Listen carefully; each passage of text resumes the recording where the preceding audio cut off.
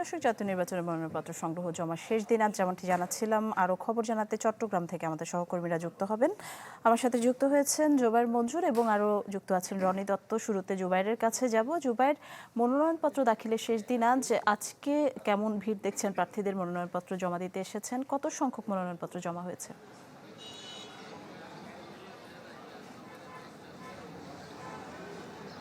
হ্যাঁ নিশি, সবকটি তথ্য আপনাকে জানাচ্ছি। একটু প্রথমে বলতে চাই, আজকে যেহেতু মনোনয়নপত্র দাখিল কিংবা জমাদানের শেষ দিন, সেই হিসেবে চট্টগ্রামের জেলা প্রশাসকের যে কার্যালয় রয়েছে, অর্থাৎ তিনি যেহেতু রিটার্নিং কর্মকর্তা, সেখানে আমরা একেবারে সরগরম দেখছি। একেবারে সকাল থেকে প্রার্থীদের যদিও বা ভিড় দেখিনি কিংবা প্রার্থীদের যে উপস্থিতি লক্ষ্য করিনি, কিন্তু যে প্রার্থীদের কর্মী সমর্থকরা রয়েছেন কিংবা যে স্ব দলের কর্মী সমর্থকরা রয়েছেন, তাদের কিন্তু স্বল্প উপস্থিতি আমরা লক্ষ্য করেছি। তবে সকাল থেকে সকালে যেমনটি জানিয়েছিলাম, আমি বিভাগীয় কমিশনার কার্যালয়ে ছিলাম, সেখানে কোনো প্রার্থীকে আসলে দেখিনি, যেহেতু যদিও বা সময় সকাল 9টা থেকে শুরু হয়ে বিকেল 5টা পর্যন্ত চলবে এমনটা বলা হয়েছে, কিন্তু কোনো প্রার্থীকে আমরা সেখানে লক্ষ্য করিনি। এবং একইভাবে আমরা এখন বর্তমানে অবস্থান করছি চট্টগ্রাম জেলা প্রশাসকের কার্যালয়ে, যিনি 10টি আসনের রিটার্নিং কর্মকর্তা, সেখানেও এ পর্যন্ত কোনো প্রার্থীকে লক্ষ্য করিনি। তবে জেলা প্রশাসকের যে কার্যালয় রয়েছে, সেটির সামনে আমরা যেটি লক্ষ্য করছি, নিশ্চয় আপনি হয়তো ক্যামেরার মাধ্যমে দেখতে পাচ্ছেন, সেখানে কিন্তু কর্মী সমর্থকদের বিশাল ভিড় কিন্তু আমরা লক্ষ্য করেছি। একটি তথ্য একটু শুরুতে জানিয়ে রাখি নিশি, জেলা প্রশাসকের কার্যালয় কিংবা রিটার্নিং কর্মকর্তার কার্যালয় কিংবা নির্বাচন অফিস থেকে কোনো শোডাউন কিংবা স্লোগান না দেওয়ার জন্য বলা হয়েছিল। তবে এখানে আমরা কিছুক্ষণ আগে যেটি দেখলাম যে আসলে কাউকে কোনো প্রার্থীর কর্মী সমর্থকদের স্লোগান দিতে কিন্তু আমরা লক্ষ্য করেছি। ঋষি, একটি তথ্য যদি আপনাকে একটু জানিয়ে রাখি, এখানে জেলা প্রশাসক যিনি রয়েছেন, তার অধীনে 10টি আসন রয়েছে। আমি যদি একটু করে আপনাকে বলতে চাই, চট্টগ্রাম 1 মিরসরাই, চট্টগ্রাম 2 ফটিকছড়ি রয়েছে, একই সাথে সন্দ্বীপ রয়েছে, যেটা চট্টগ্রাম 3 আসন হিসেবে পরিচিত। এছাড়াও চট্টগ্রাম 6 রাউজান, চট্টগ্রাম 7 রাঙ্গুনিয়া এবং চট্টগ্রাম 12 পটিয়া, 13 আনোয়ারা কর্ণফুলী, চট্টগ্রাম যে 15 আসন রয়েছে লোহাগাড়া সাতকানিয়া, এবং চট্টগ্রাম সবশেষ 16 যেটি আসন রয়েছে বাঁশখালী, সেটি কিন্তু দায়িত্ব নিয়েছে এই যে যিনি আছেন, অর্থাৎ রিটার্নিং কর্মকর্তা কিংবা আমরা যদি বলি যে জেলা প্রশাসক জাহিদুল ইসলাম মিয়া। তো সবশেষ যদি আপনাকে একটু বলতে চাই, এখনো পর্যন্ত আসলে কোনো প্রার্থীকে এখানে আমরা এ পর্যন্ত লক্ষ্য করিনি কিংবা তারা এ পর্যন্ত আসেনি। তবে সময় যত গড়াবে তারা আসবেন, সেই প্রত্যাশা আমরা করতে পারি, যেহেতু আজকে মনোনয়নপত্র জমাদানের শেষ দিন। তো এই ছিল এখান থেকে আমার কাছে আপাতত সর্বশেষ। নিশি। জুবাইর, ধন্যবাদ আপনাকে। আমরা রনি দত্তের কাছে চলে যাব। রনি, আপনি এই মুহূর্তে কোথায় রয়েছেন এবং সেখানে মনোনয়ন জমাদানকারীর উপস্থিতি দেখছেন কিনা, সব মিলিয়ে জানাবেন সার্বিক চিত্র।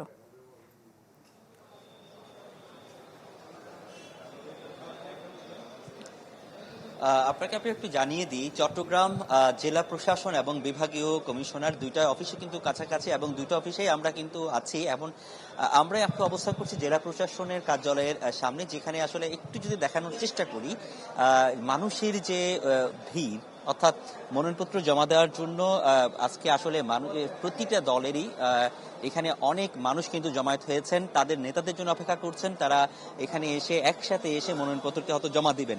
এবং আরেকটি বিষয়ে জানিয়ে রাখি, এখানে এখন পর্যন্ত জেলা প্রশাসনের যে রিটার্নিং অফিসার কার্যালয় আছে, সেখানে নির্বাচনী এলাকা হচ্ছে 1, 2, 3, 6, 7, 12, 13, 14, 15 ও 16। এই আসনগুলো কিন্তু এই জেলা প্রশাসন কার্যালয়ের। তো এই আসনগুলোতে এখন পর্যন্ত 3 থেকে 4 জন এখানে মনোনয়নপত্র জমা দিয়েছেন। তবে হেভিওয়েট প্রার্থী এখনো পর্যন্ত কেউ আসেনি। আমরা যতটুকু জেনেছি হেভিওয়েট প্রার্থীরাও তারা কিন্তু এখানে মনোনয়নপত্র জমা দিতে আসবেন। এর পাশাপাশি আমরা চট্টগ্রাম 11 আসনে, সেখানেও কিন্তু বিএনপির মনোনীত প্রার্থী রয়েছেন আমির খসরু মাহমুদ চৌধুরী। তিনি কিন্তু বেলা 1টার দিকে সেখানে আঞ্চলিক নির্বাচন কর্মকর্তা অফিসে সেখানে তার মনোনয়নপত্র জমা দেওয়ার কথা রয়েছে। সব মিলে এক ধরনের উৎসব মুখর যে পরিবেশ, সেটা কিন্তু আমরা আসলে লক্ষ্য করছি।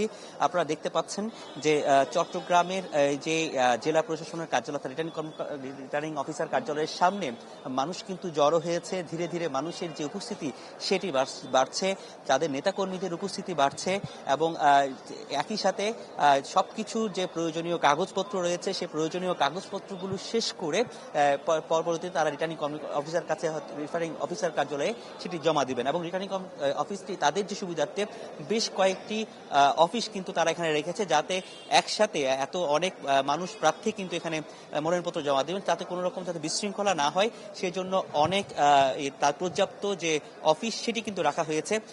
একই সাথে আইন শৃঙ্খলা বাহিনীও কিন্তু আমরা দেখছি যে সেটিও কিন্তু কঠোর ভাবে তারা এখানে মনিটরিং করছেন যেসব যানবাহন আছে, যেহেতু এটি আদালতে ভবন এরিয়া, তো এই এরিয়াতে যানবাহনের একটি চাপ থাকে। তো আমরা নিচে দেখছি যে পুলিশের যে উপস্থিতি সেখানে রয়েছে এবং একই সাথে সেখানে যানবাহন নিয়ন্ত্রণ করা হচ্ছে। যারা প্রয়োজনীয় কাজ ছাড়া যারা উপরে উঠতে পারছেন তাদেরকে, আর যারা অন্যান্য কাজ আছেন তাদের যানবাহনটা ঘুরিয়ে দেওয়া হচ্ছে।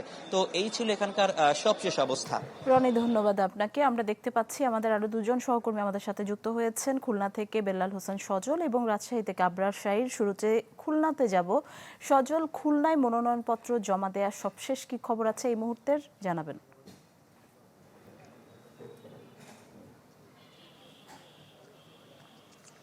নিশি সকাল 9:30 থেকে আমরা দেখেছি খুলনার যে জেলা প্রশাসক কার্যালয় হচ্ছে, যেটি হচ্ছে রিটার্নিং কর্মকর্তা কার্যালয় হিসেবে ত্রয়োদশ জাতীয় সংসদ নির্বাচনে রয়েছে, এবং সকাল 9:30 আমরা দেখেছি যে খুলনার যে হেভিওয়েট প্রার্থী বলা যায় জামায়াতে ইসলামের সেক্রেটারি জেনারেল গোলাম পরোয়ার, তিনি সহ তার যে দলের নেতাকর্মীরা এবং খুলনার যে 2 আসন এবং 4, 5, 6 তিনি সহ আরও 4টি আসনের এখানে প্রার্থীরা এসেছিলেন এবং মনোনয়নপত্র ইতিমধ্যে জমা দিয়েছেন।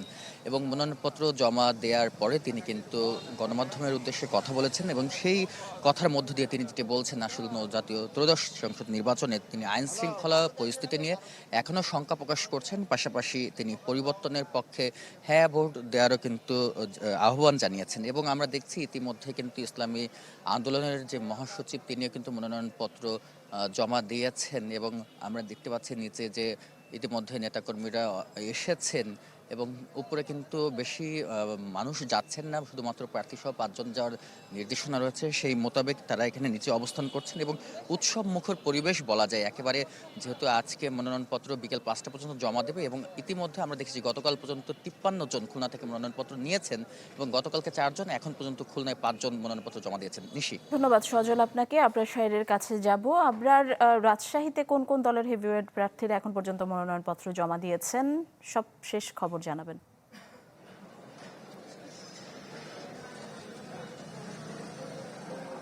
রাজশাহীতে মনোনয়নপত্র তুলেছেন কিন্তু 44 জন। এরই মধ্যে আজকে যেহেতু শেষ দিন জমা দেবার, আজকে আমরা জানতে পেরেছি মোট 4 জন মনোনয়নপত্র জমা দেবেন। তার মধ্যে বিএনপি চেয়ারপারসনের উপদেষ্টা মিজানুর রহমান মিনু আছেন, এছাড়া জামাত ইসলামের নায়েবে আমির যিনি রাজশাহী 1 আসন থেকে ভোট করছেন অধ্যাপক মুজিবুর রহমান আছেন।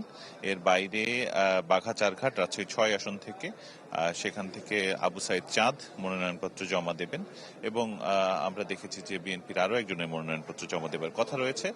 ফলে ডিসি অফিসের সামনে এই জায়গাতে যেহেতু রিটার্নিং কর্মকর্তার কার্যালয়, ফলে এই জায়গাটিতে আসলে নেতাকর্মীদের ভিড় লক্ষ্য করা গেছে, তবে এখন পর্যন্ত কেউ জমা দেননি। এদিকে 6টি আসনে এখন পর্যন্ত মনোনয়ন তুলেছেন 44 জন, কিন্তু গতকাল যেহেতু জামায়াতে ইসলামের সাথে এনসিপির একটি জোট হয়েছে, ফলে তাদের অনেককেই আমরা দেখেছি যে মনোনয়নপত্র জমা দেবেন না কিংবা ভোট করবেন না বলে এনসিপি প্রার্থীরা কিন্তু বসে গেছেন। ফলে তারা হয়তো মনোনয়নপত্র জমা দেবেন না, তবে বিএনপি এবং জামায়াতের যে প্রার্থীরা তারা আসবেন কিছুক্ষণের মধ্যেই এবং মনোনয়নপত্র জমা দেবেন। রাজশাহী 5 আসনে জামায়াত তাদের প্রার্থী পরিবর্তন করেছে বলে জানতে পেরেছি। ফলে গতকালই তারা তুলেছেন এবং আজকে তারা সেই যে মনোনয়ন ফর্ম সেটি জমা দেবেন। তো সব মিলিয়ে এখানে নিরাপত্তা ব্যবস্থা ভালো রাখা হয়েছে, কিছুক্ষণের মধ্যে হয়তো বা এই কার্যক্রমটি শুরু হবে। ধন্যবাদ আপনাকে। দর্শক দেখছিলেন আজ মনোনয়নপত্র জমা দেওয়ার শেষ দিন। ঢাকা এবং ঢাকার বাইরে থেকে সবশেষ খবর জানাচ্ছিলেন আমাদের সহকর্মীরা।